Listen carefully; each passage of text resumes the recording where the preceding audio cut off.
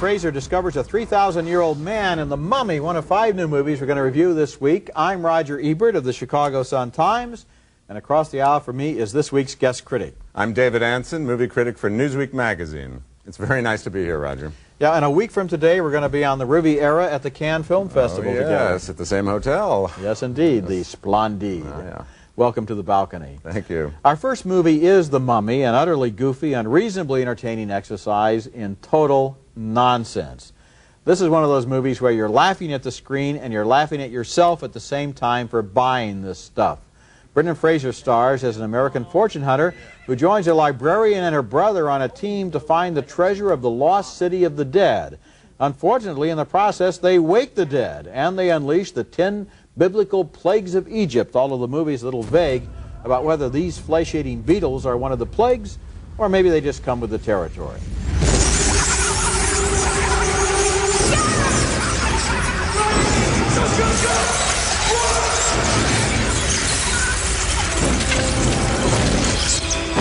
That's Rachel Weisz as the beautiful librarian who speaks ancient Egyptian, and John Hannah as her brother. She has a dangerous habit of reading aloud from a book of magic spells. No!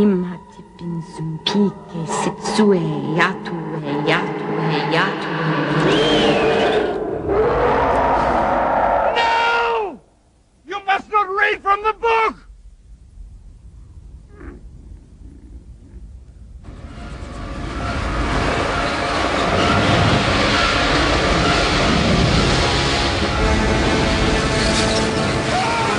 One of her readings awakens a 3,000-year-old mummy who can only reconstitute himself by using spare parts borrowed from living bodies.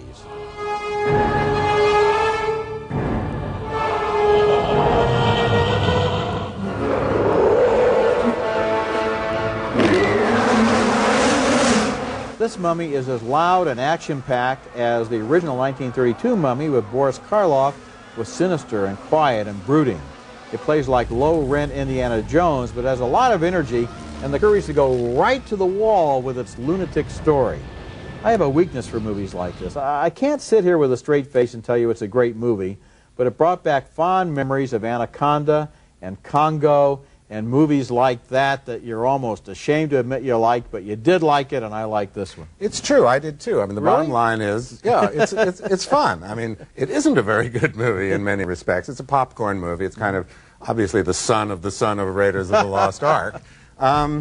And there's a lot of quibbles I have with it. I mean, one thing that I have to say is that the Arab bashing in this movie is kind of unforgivable. You know, they're treated, they're smelly and they spit, and it's a kind of condescension and contempt that Hollywood would not dare with any other group.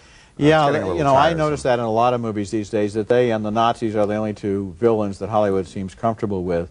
Yeah. As far as the movie itself is concerned, it goes right back to all those other Pharaoh, Egypt, mummy, down into the tomb kinds of pictures, and I like that kind of stuff where the doors creak open and things come out of the dark. The redeeming quality is it's totally silly, but it knows it's silly. You know, it is exactly what it is. And I think Brendan Fraser is very charming. Yes, he is. You know, and there's some nice chemistry between him and Rachel Weisz. And really neat special effects involving those flesh-eating beetles that they bury the guy alive with. I like that scene. Yeah, the scarabs are good.